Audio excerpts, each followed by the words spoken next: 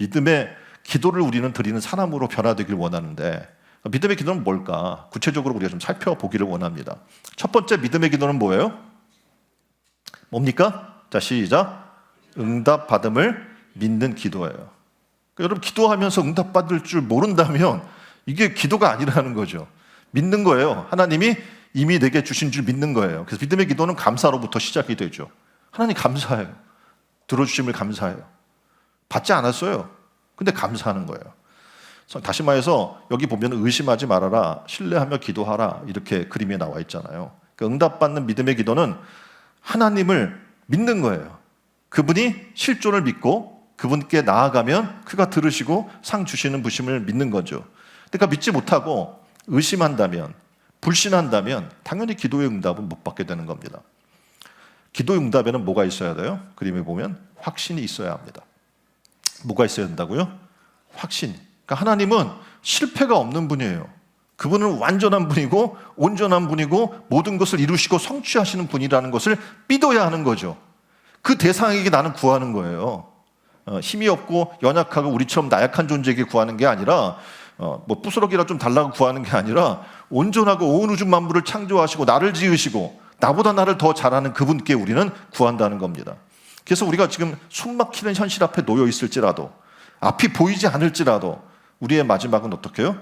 하나님이 이루시고 성취하시는 은혜를 만날 것을 우리는 믿는 겁니다.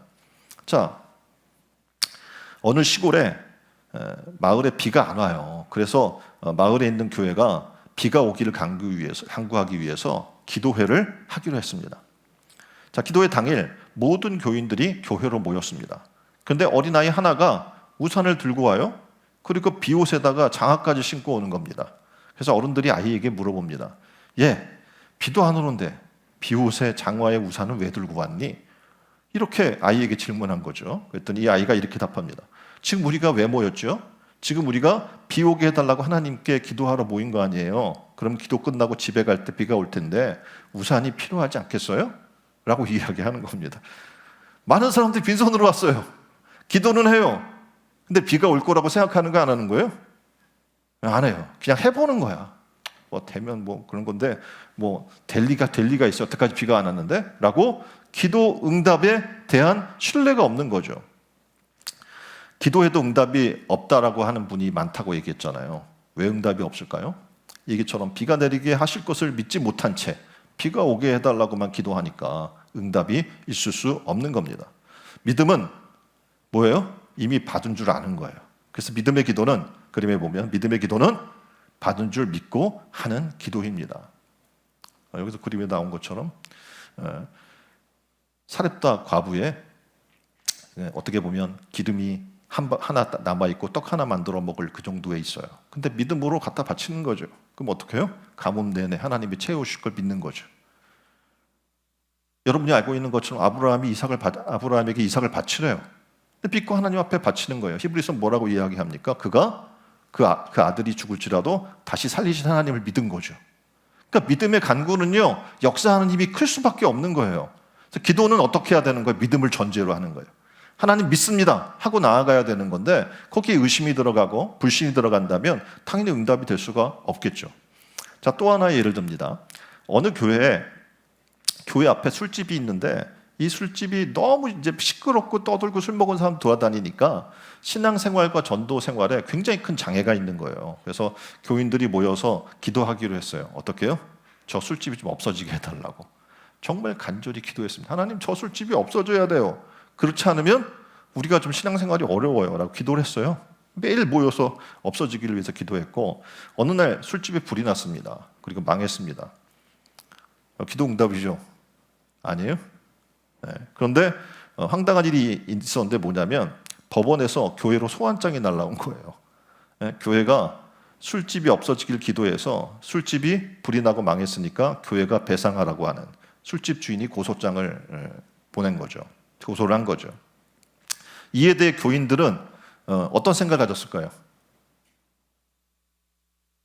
어떤 답변을 했을까요? 교인들이 이렇게 얘기했어요. 아무라면 교회가 기도했다고 술집에 불이 나고 망했겠어요? 아이 뭐 기도했다고 그래? 라고 사람들의 의견은 그거예요. 그래서 그런 반박을 했고요. 양측 주장이 굉장히 팽배하게 마주쳤습니다. 그러니까 교회가 기도해서 술집 망했다는 술집 주인과 기도했다고 어찌 그런 일이 있을 수 있냐는 교인들과 자 둘만 놓고 보면 누가 더 믿음이 있어 보여요? 술집 주인이 더 믿음이 있어 보여요. 여러분은 어떻습니까? 누가 더 기도 응답에 대한 확신을 가지고 있는 것이라고 생각하고 여러분은 기도하고 응답받았는데 그 결과가 이런 일이 일어난다면 성경 분명히 우리에게 믿으라는 거죠. 두려워하면 안 되는 거잖아요. 우리는 어떤 일에 대해서도 염려하지 않고 하나님 앞에 기도해야 되는 줄 믿습니다. 기도하고도 걱정한다면, 기도하고도 근심한다면, 기도하고도 염려한다면 이게 큰 문제인 거죠. 그래서 우리는 어떻게 해야 되냐면 하나님께 모든 걸 맡겨야 돼요. 그렇죠? 아마 이건 아마 이것을 교회가 받아들였으면 이 교회를 통해서 하나님의 역사가 엄청나게 드러날 거예요. 교회가 기도하면 이런 일이 일어난다. 얼마나 무섭겠어요, 사람들이. 그렇죠? 하나님의 역사가 굉장히 크게 될 텐데 여기는 설마 기도한다고 되겠어? 라고 이야기하는 견해를 냈다는 거죠. 우리도 마찬가지예요. 기도하면서 설마 들어지겠어? 여러분이 기도했는데 정말 응답이 온 거예요. 그러면 하나님께 영광을 안 돌리는 거예요. 내가 좋은 의사를 만났어. 그 의사가 정말 잘 치료해 준 거야. 내가 어떤 일들을 했는데 운이 좋아서 그 일이 된 거야. 라고 교회 다니는 사람들조차도 그렇게 얘기하는 사람들을 많이 보게 돼요. 하나님께서 오늘 우리에게 주신 은혜가 있어요. 우리가 구하면 하나님은 그 은혜를 넘치도록 채워주십니다. 뿐만 아니라 그 은혜를 받았다면 이제 내일을 염려하지 말고 하나님의 손에 모든 것을 맡기는 삶을 살아야 될 줄 믿습니다. 오늘 저와 여러분은 기도에 대해 어떤 믿음을 가지고 있나요? 14절에 보니까 내 이름으로 무엇이든지 내게 구하면 내가 행하리라. 이 말씀을 과연 우리는 믿습니까? 구하면 하나님이 그대로 행하리라는 이 말씀 믿습니까? 자, 믿는다면 어떻게 해요? 믿음으로 하나님 앞에 나아가고 삶 속에 그 응답을 찬양하고 감사한 여러분 되기를 주님의 이름으로 축원드립니다.